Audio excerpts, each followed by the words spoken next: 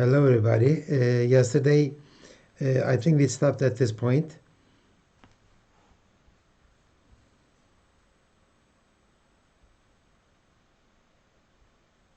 I think we stopped at this point. Um, so I know I'm speaking a little bit out of line, but in 1 minute, can you just go over the main points that we talked about yesterday, if that is a possibility, please?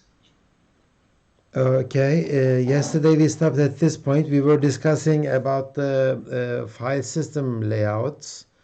Yesterday, actually, there was not a single topic, but many different bits and pieces of file systems and details of the files.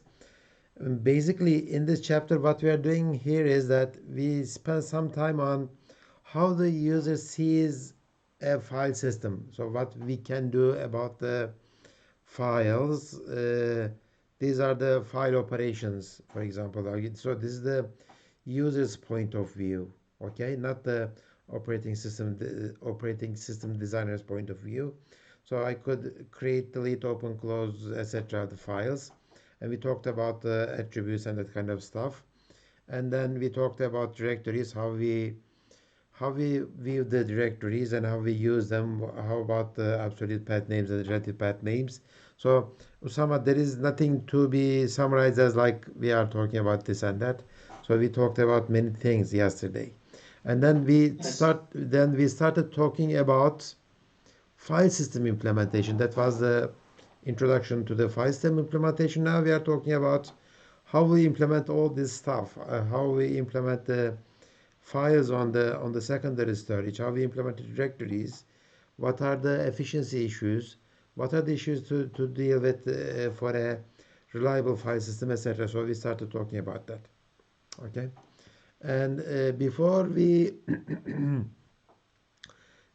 diving into the details of the file system implementation, we took a pause and we talked about how the system is booted, how the structure of the secondary storage is designed and implemented. We said that a disk is okay, let me show you this picture somewhere. Somewhere, where is my, okay, here, okay. I keep talking about it, but this is the structure of a mechanical hard drive, okay. We have platters, one, two, three platters here, okay, and each platter has two surfaces, up surface and down surface, okay, and for each surface I have a read write head, okay, and on each platter I have these I have these tracks,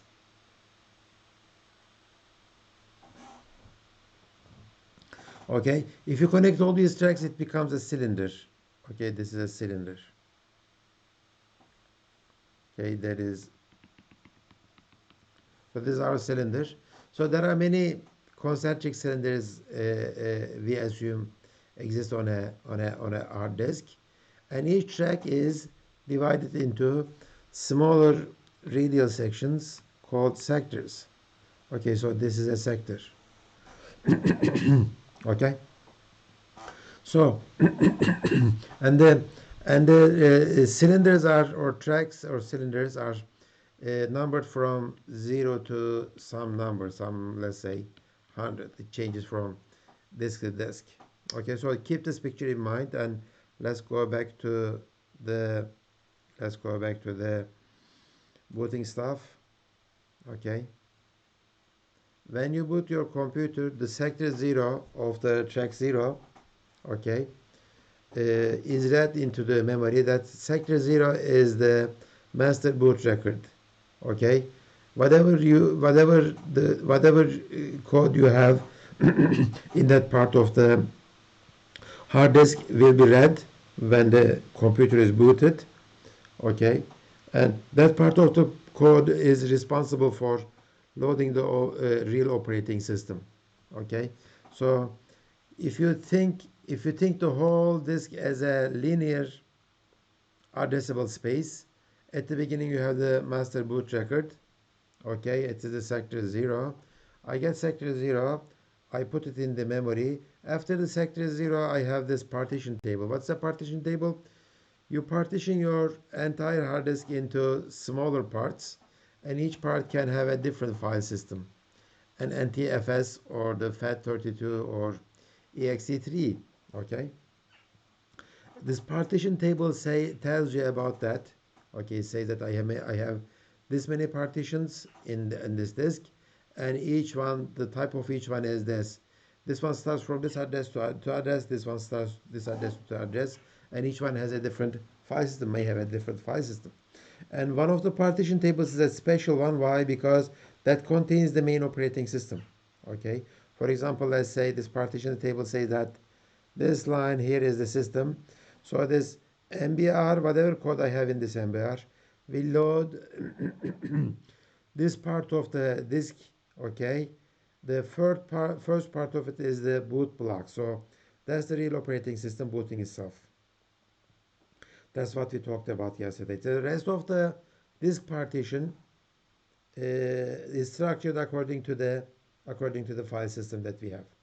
Okay, in this case it looks like it uses inodes. Okay, and it uses the inodes. Inodes are specific to, well, it's not specific maybe, but it is usually popular in Unix world. So it looks like it's an Unix disk partition. Okay, so the rest of the disk partition depends on the file system that you are using. So that's last time we talked about this.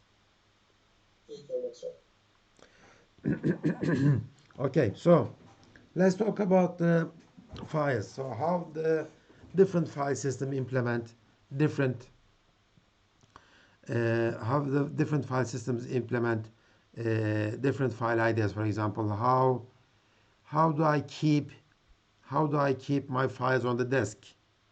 How do I keep my free blocks on my disk?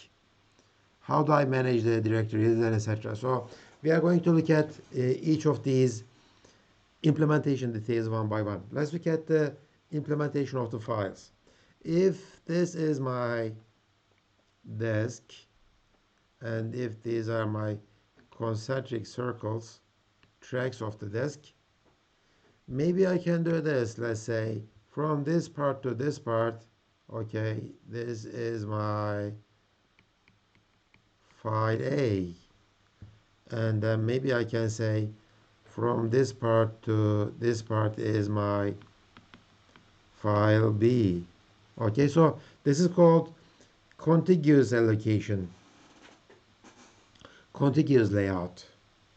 Okay, so you start from a point on your tracks, and you continue to put all of your blocks in the same track. If the track is not large enough to hold it, then you start using the next track. Then you continue that way. Okay, so this is a very simple approach. It is like remember the secondary search and memory is very similar. In the memory, what did we do at the beginning? We said that we put the operating system at here, address number 0, and very large address here. And this is my process number 1, process number 2, and process number 3. So contiguous allocation, remember? So this is simple. You just say that, okay, I start from this point and put all of my data contiguous in one part of the memory or the secondary storage. So the advantage of this is being simple. Okay, on the starting location, the block number and the length is needed to keep the information about the data, and it is really fast actually. Once you start reading it, when your read-write head is here, okay, you just let the disk spin, so it will spin that way. Okay, and you will read the whole file while the disk is spinning. So you only determine where the file starts and the length of the file, and that's it to read it. It is simple enough, and it is very fast, both in terms of sequential access Also random access. Why the random access is fast? Because I know the starting position. I know where to read. So from here I wait until I reach my data, and when the data is under the head, I read it. So that's good. Fast sequential, also fast random access. It is simple. So these are the things that we like. These are the things that we like. Okay, what is wrong with contiguous allocation, contiguous layout? It's the same problem with the memory. What was the problem with the contiguous layout? If we delete something, we may not have enough space for something else to be put in, or we Yeah, may have fragmented space. yeah. So we we call that problem fragmentation, right? Fragmentation. If I need some space here and this space is not enough, and on the other tracks I have the similar stuff, it's the fragmentation problem. Okay. The disadvantage is external fragmentation. Okay. If we like to expand, if we like to append to a file, if we like to append to a file, then that's going to be a problem too, because I cannot append anything to this file A because there is file B in there. I need to move file B somewhere else, right? So that's the problem with the contiguous allocation. That doesn't mean that this contiguous layout is not used at all, because there is a very specific case which is perfect for this contiguous allocation. Maybe you have seen it. It is the CD-ROMs. Why do you think that CD-ROMs are perfect? Why do you think that contiguous allocation is perfect for CD-ROMs? Because the wrong part is read only, so you're not going to write to it. Yes, exactly. Because it is read-only. It is, right? CD read-only memory CD-ROM.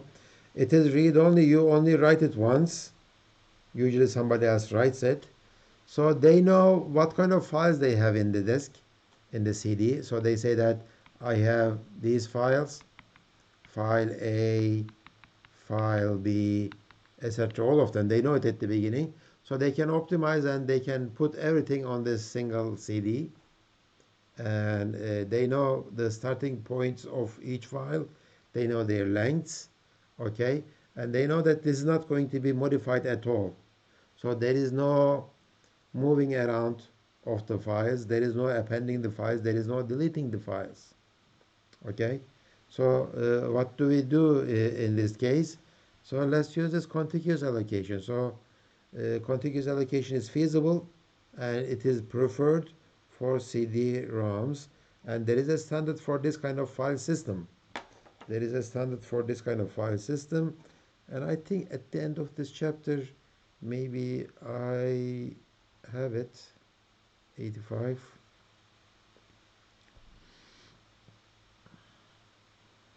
No, I don't have it. Sorry. 32. So um, there is a specific number, ISO number for that one.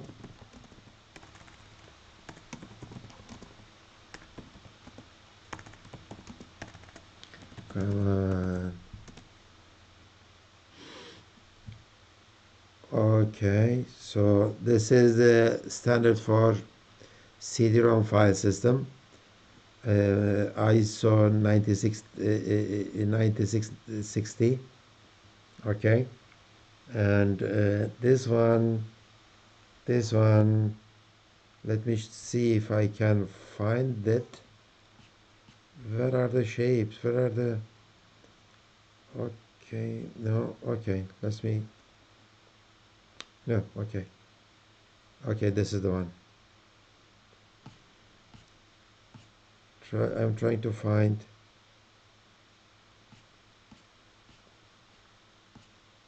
A nice diagram that shows the. No, it doesn't have the nice diagram. So there are volumes in it. I think I had a nice picture in the IO chapter maybe. So usually if one CD is not enough, you may have more than one CD, and Okay, so this is directory structure, yeah. Okay, so directory structure, and no, this is not good now. I'm going to show you later, okay, when we come to the IO chapter. Because in the IO chapter, I think we are specifically talking about the CDs. Anyway, so this 9660 is the standard for the CD-ROMs, and this one uses a contiguous allocation. In other cases, if you have a read-write storage media, secondary storage, this is not useful, this is not good, because it needs you to move data around a lot. Okay, so again, the problem of contiguous allocation. I have all these files.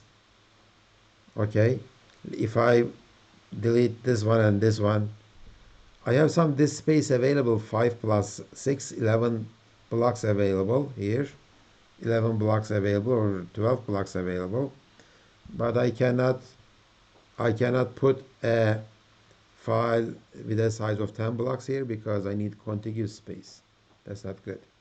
Okay, so they invented this. They say that, why don't we use linked file allocation? Okay, linked file allocation. In the linked file allocation, the idea is this: file A starts at this block number 4. Okay, and then this block, at the end of the block, you have a address of the next block. This one 7. I go to 7, and I get the address of the next block, and next block, and next block. So you are kind of doing this. You are kind of doing this. This is my, I don't know why this, because I am using pressure sensitive stuff. Anyway, okay, I am going to do this that way. So if these are my blocks like this, there are blocks within the sectors, but I'm going to show the blocks like that. Okay, so this one says that, okay, somewhere here file A starts here. This one says that my next one is here. This one says that my next one is this one. This one says that my next one is this one. And this one says that my next one is this one. Or if I am using the different tracks too. If I am using the different tracks,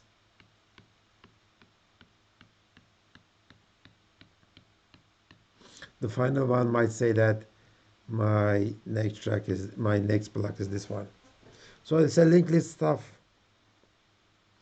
Appending is no problem. You just add one more. You just add one more. You just add one more block at the end of the file, or inserting new blocks between them is no problem. These are the typical advantages of linked list allocation. So that's good. That's good. So what are the disadvantages? Of course, there should be some disadvantages. Space efficient, flexible appending. Disadvantage is, of course, the excess speed. Okay. Why is it slow on a mechanical hard drive? Because as you see, if this is the order of my blocks, 1, 2, 3, 4, 5, and 6. As you see, these are not in order, and I have to rotate my disk to read each of them. Also, I have to move my disk head to go from one track to another track. Okay, so mechanical movements are very time consuming in the computer world, and we don't like it. So this is going to be very slow, both sequentially and random access wise. Random access wise, it is even more problematic. Why? Because you need to start from the beginning, and you need to follow everything to access just a single block. So these are the disadvantages of Efficient. linked list allocation. Why is it considered space efficient? Because we are like putting more space into creating these links. It is space efficient because there is no problem of external fragmentation. Okay. But still, Even if you have a single block somewhere, you could use it without right, need for compaction. I see.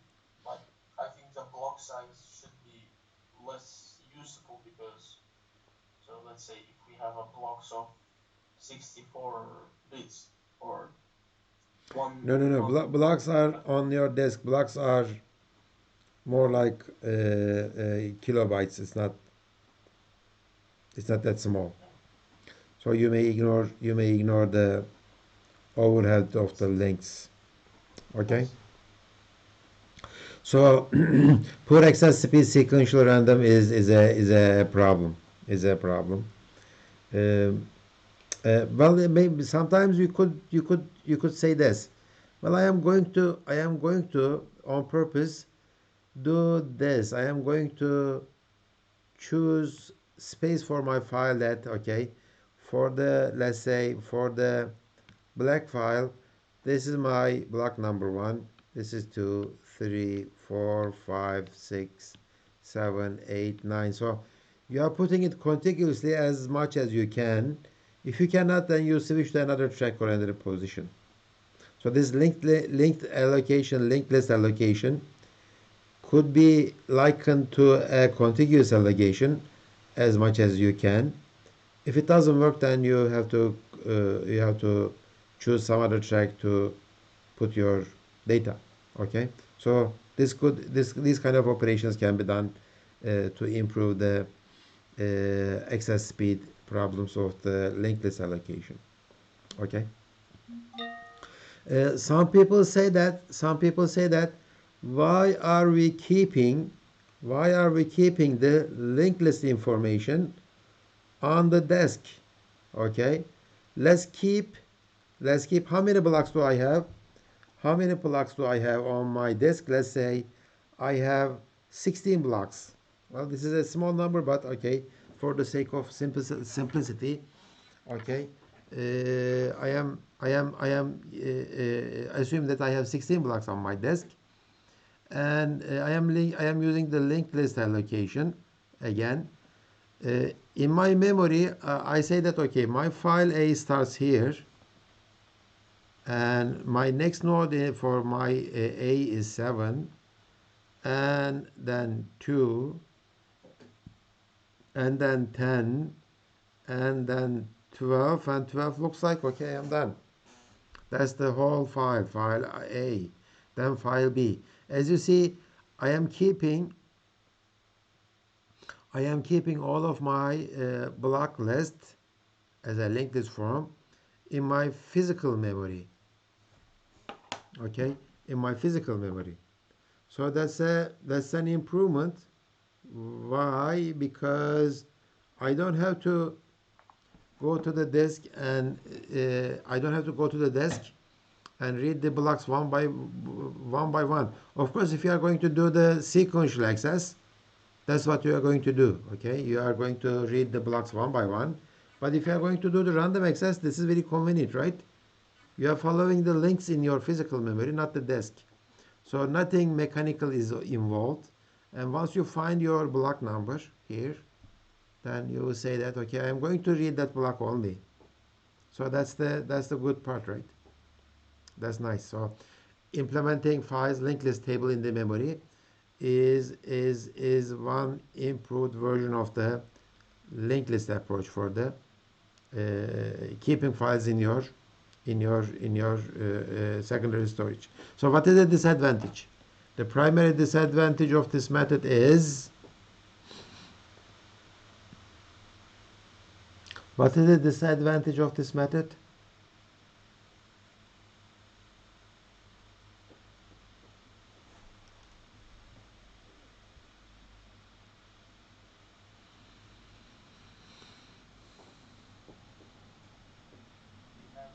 takes.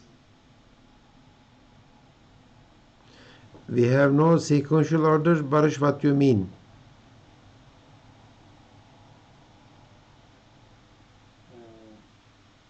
In the linked list structure, the location of files are not sequential. I mean,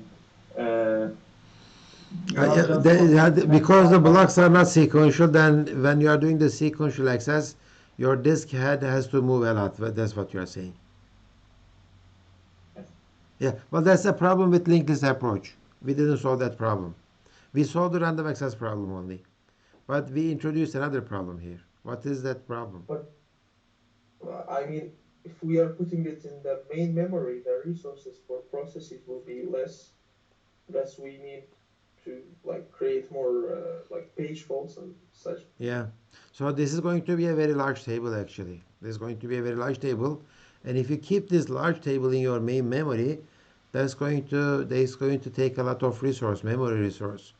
So the primary disadvantage is, okay, lots of memory required. Okay. By the way, this is file access table approach, FAT approach.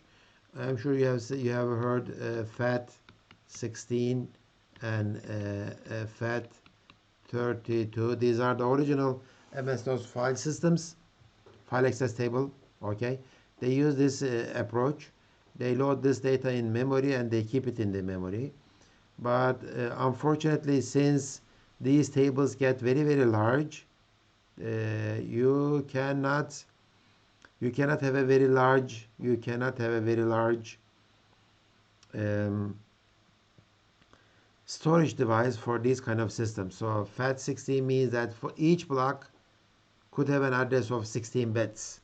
So there could be total of 2 to the power 16 blocks, okay, for this system, okay. And if each block is a 1 kilobyte block, that means that you can have at most 2 to the power 26 bytes. So how much does that make? Gig, it is 20 and a half. I think it is around 64 megabytes or something like that. Or 128? No, 64. 64 megabytes. 64 megabytes of space can only be handled with this FAT16 if your blocks are 1 kilobyte. And let's look at this one. If I have a 200, I have 200 2 to the power 30 um, byte disk. Okay, if each of my blocks are 1 kilobyte, that means that I have 200 to the power 20 bytes of memory, right? So that's 200 megabytes to keep the fat table, the fat data structure in my memory. That's a lot of, and assume that each one is a byte, and usually it's going to be more than a byte, of course, because you need 30 bits. No, you need at least 25 bits for each of them. So 3 bytes for each of them. That's a lot of space in your main memory. Okay, so this approach is simple. It is good for small devices, okay, but you cannot make this scale up nicely for large secondary storage. Okay, so that's the disadvantage. Lots of memory. Okay, still you need the traverse. That's what Boris said. Actually, you need the traverse, right? This is sequentially. You need to go. Okay, you need to, for A, you need to go to 7, then from 7 to 2, 2 to 10, etc. You are doing this on the disk. That's expensive. Maybe you can say this. Maybe you can. Okay, there is an optimization for this. You would say for file A, for file A. Okay, I am going to do this 7, then 2, then 10, then 12, then it is done, right? So let's order this 2, 7, 10, and 12. Okay, I changed the order. So my tracks are in order now, my blocks are in order now. I know that if I do this access, 2, 7, 10, and 12, they are on the same track and they are in order now. So I am reading them in order in terms of making the sequential access faster, right? Later I read them, after I read them, I put them in the right order for my file. So I can do that kind of an optimization because I am keeping that kind of information in my memory. Doing the things in the memory is much faster, as you know. We never had such an idea for the pages, memory pages in our memory access. Why not? Because in memory pages, I had the page table, and even the page table was too expensive to scan for each memory access. That's why we had the help from the MMU, and MMU couldn't keep these kind of large tables. Okay, but in that case, I don't need any hardware help because my CPU and memory is fast enough to do these kind of traversals compared to the secondary storage, of course. Compared to the secondary storage, of course. Okay, so FAT16 and FAT32 are used very often today, even today, even though there is these problems. Why we are using them? Embedded systems, many specific embedded systems are using them. Okay, for example, if you have a uh, if you have a sensor, okay, a temperature sensor, okay, it keeps measuring the temperature of a room, okay. How does this temperature sensor keeps the information? You put an SD card in it, okay. That SD card is going to be at most 4 gigabytes. That's it. I know that it's not going to be larger than that. So FAT32 should be good enough for that one. FAT32 should be good enough for that one. And I can use this FAT32 as a file system for this SD card. Why do I prefer using FAT32 or FAT16 instead of using something else? Why do you think that I'm trying to use FAT16 or FAT32? If space is not a problem, I can use them, but why do I prefer using them? They are all standard, so maybe Yeah, more they are implementation. they are old standards and everybody knows them. And I think the code from Microsoft is available for the implementation of these systems. Okay, so if you write something in a FAT32 system, everybody knows it. Okay, you can read that file from Linux, from Windows, from Mac operating system, from some other operating system. If nothing works, then you can write your own FAT32 reader and you can read it. It's simple, very simple. Okay. Simple means that there are many shortcomings of it. For example, there is no recovery mechanism for these kind of systems. I mean, if things crash, then most of the time you cannot recover your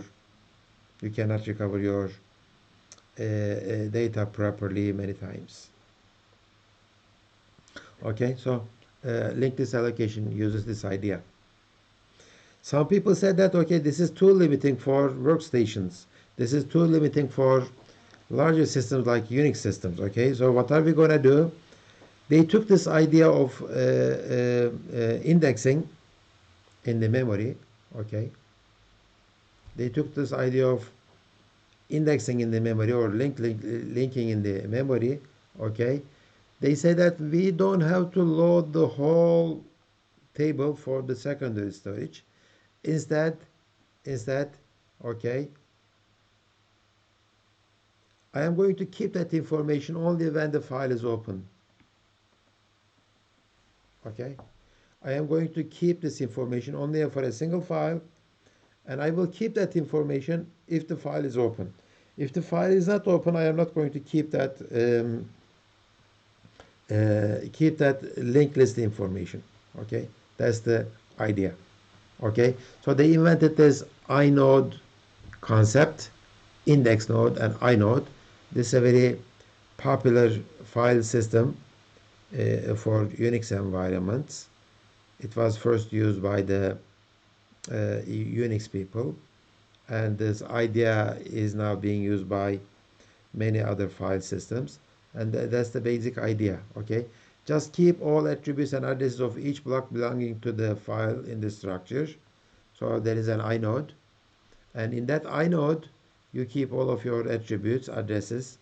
Okay, and you load that inode only if the file is if the file is um, if the file is opened. Okay, advantages, okay, like the previous one, space efficiency, there is no external fragmentation.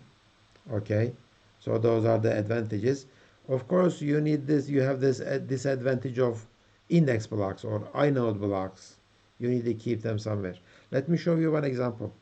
Okay, this is a typical inode. Okay, this is a block of disk, you might say. Okay, this is a block of disk. If you have let's say 1 kilobytes of blocks, at the beginning maybe I am going to use this the first part, let's say 128 bytes for file attributes like the file name, the owner, permissions, access time, and etc. After that, I have a list of blocks in the disk. Block number 0, block number 1, block number 2. So if you open a file, you load this corresponding inode to your memory, Now you know where the first 8 blocks of your file sits on the disk. If these 8 blocks are not enough, then your last pointer is another block pointer, but this one points to another inode. Okay, or points to another this block containing additional disk addresses like this one. And this one, all you have is indexes. And if this one is not enough, again this one is another block. Okay, so that's the idea of inodes. And these inodes are special, and you keep your inode blocks in a special place in your file system, like this one. See, so each file needs inodes. Whenever you create a new file, the system allocates one inode for you, and that inode becomes inode number becomes your number for the file.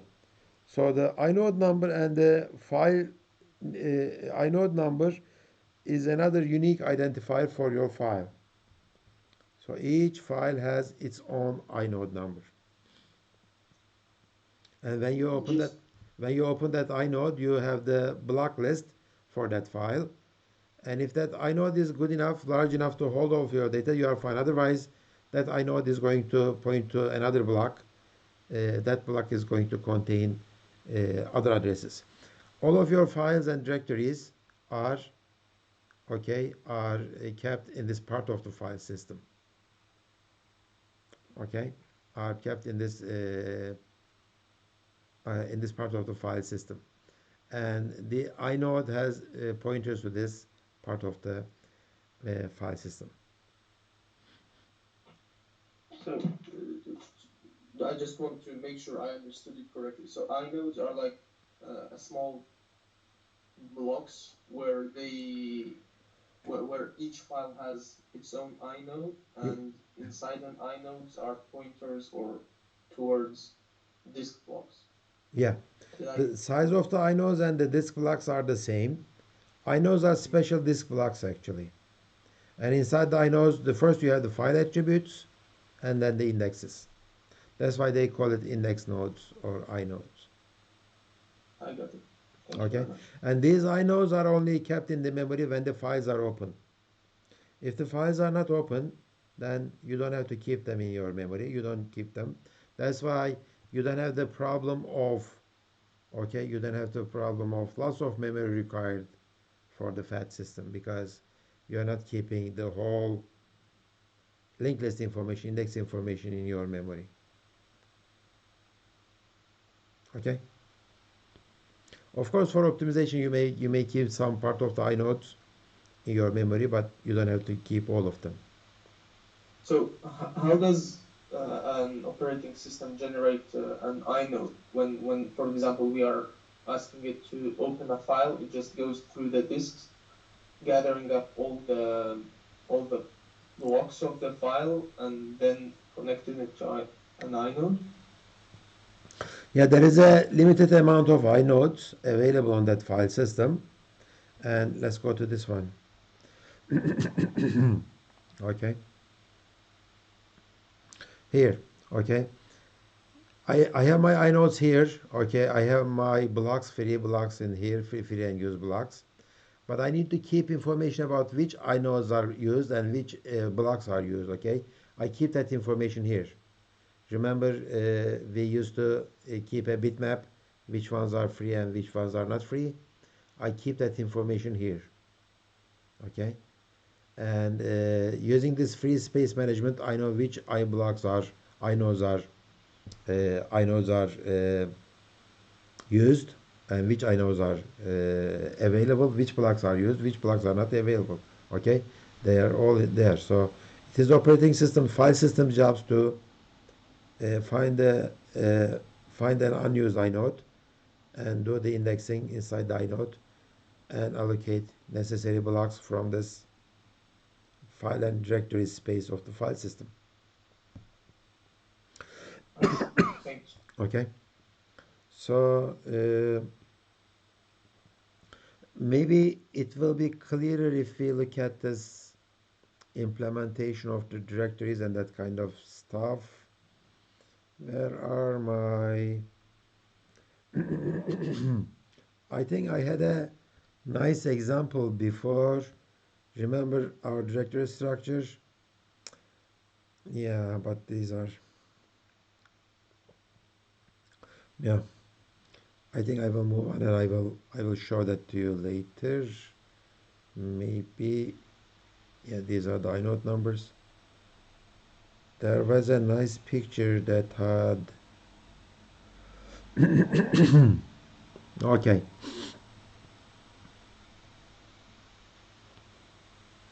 Okay. So this is the inode.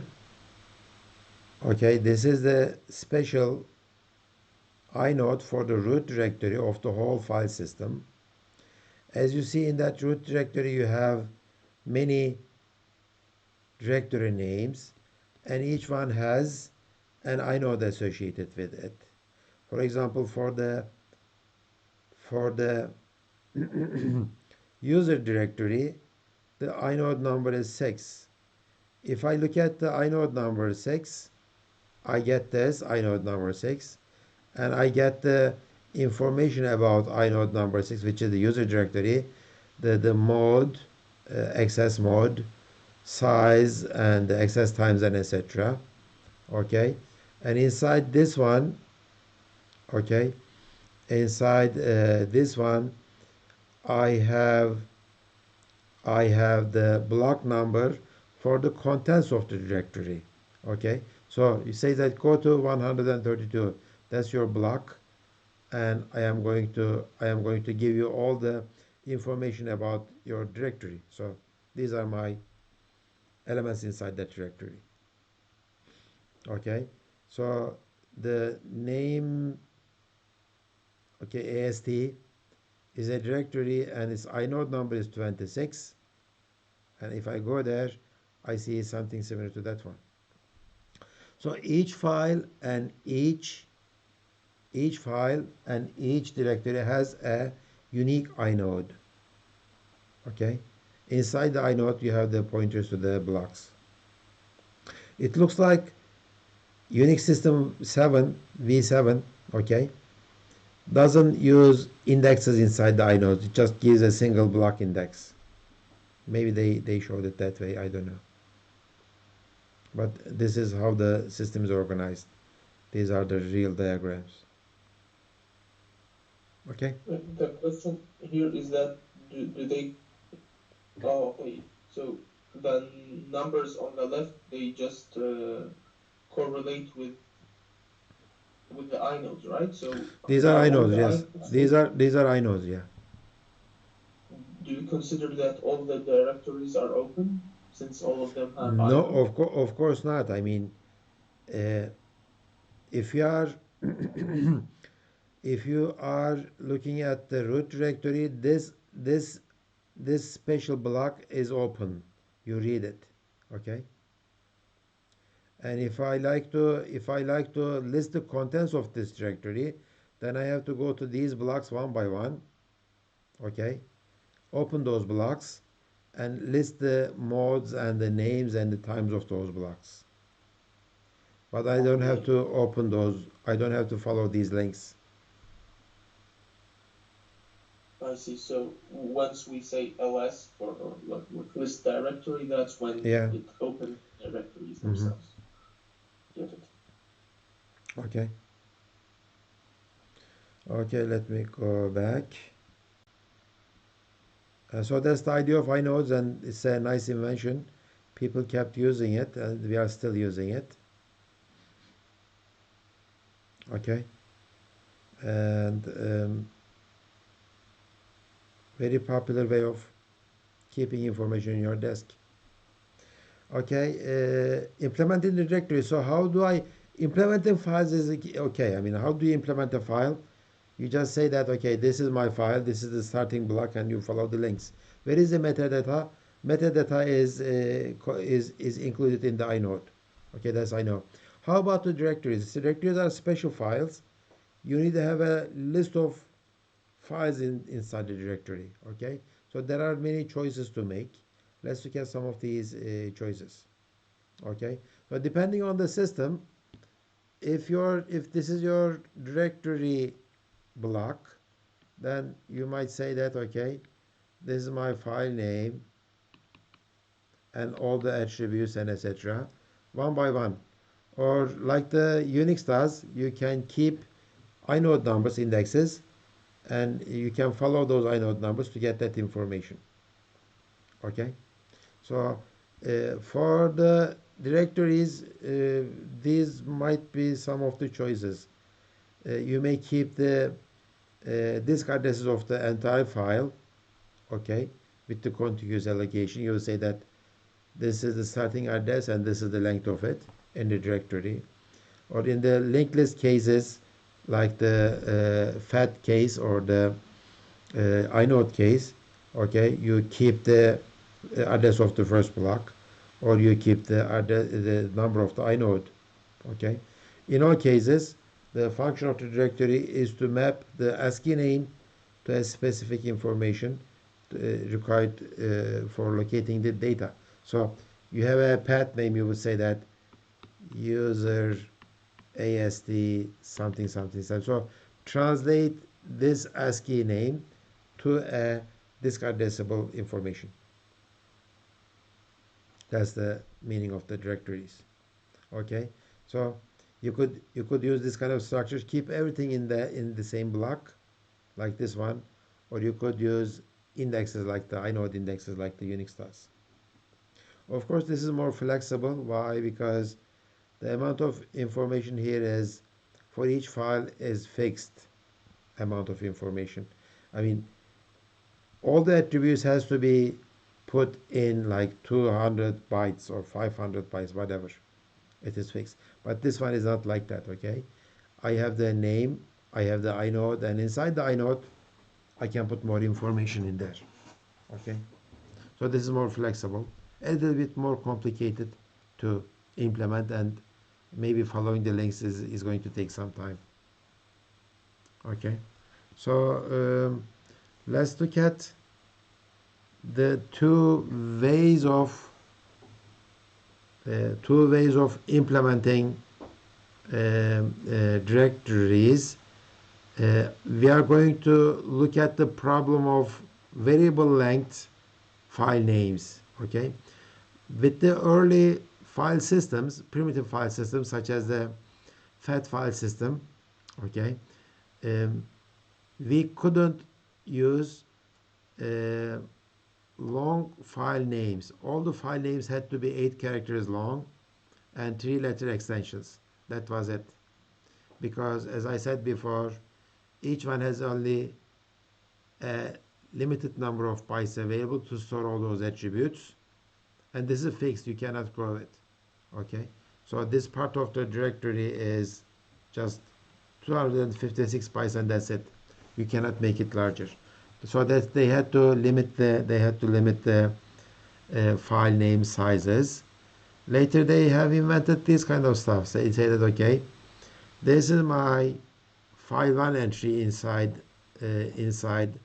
the directory, okay, and these are my attributes, and this is my variable length file name. Okay, so file 1 entry length specifies this length, file 2 specifies this length, file 3 specifies this length. So each directory entry can have a different length. Okay, so this is good enough. So what is the problem with this one? What is the problem with this approach? You cannot append additional file, maybe. It is fixed size. Well, I mean, to append a new file, you need to follow, okay, this length, edit, and this length, edit, then this length, edit, right? So you need to find the last one, you have to do this sequential access, one by one. So it was a nice feature to have a fixed amount of information for each file. This one doesn't have it. So they have invented this one. They say that so each file has a fixed amount of space. Let's say 128 bytes and 128. It was very easy to find the 5th element in a directory because this is just addressing of an array.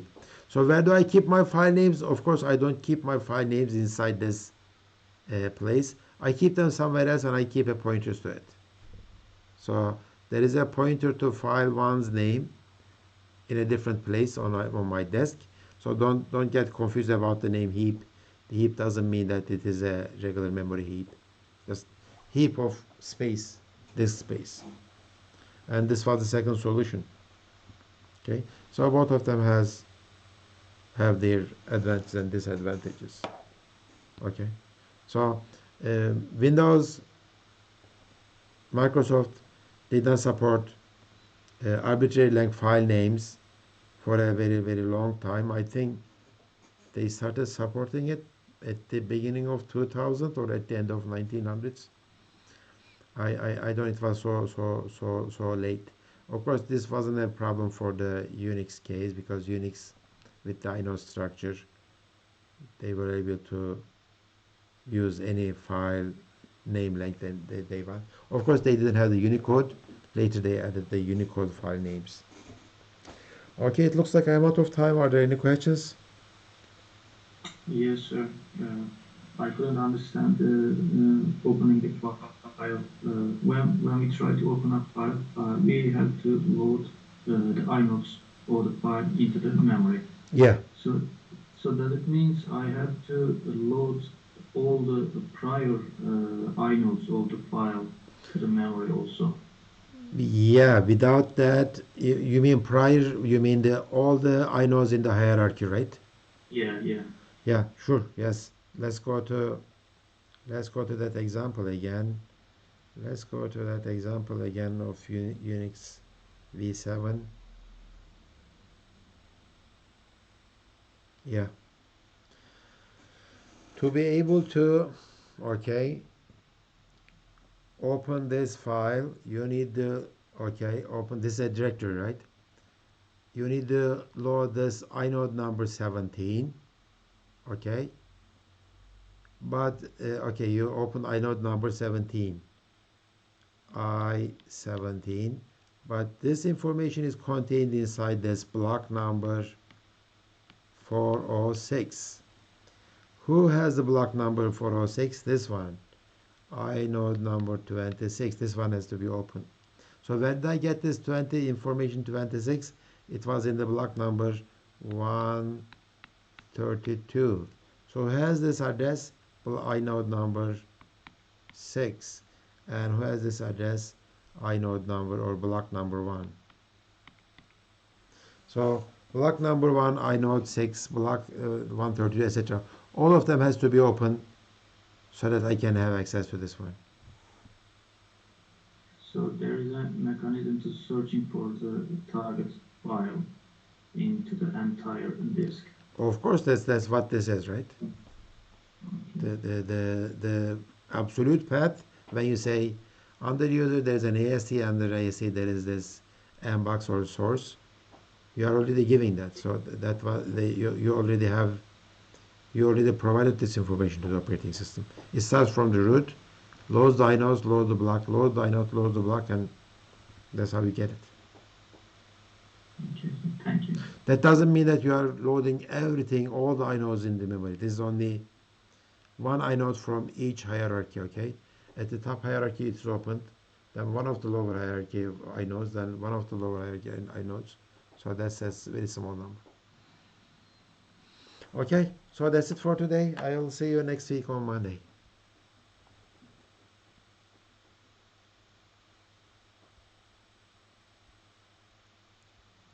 Another break? End of... Okay. No, that Bugün bir saat yapacağım demişti. Pardon, teşekkür ederim.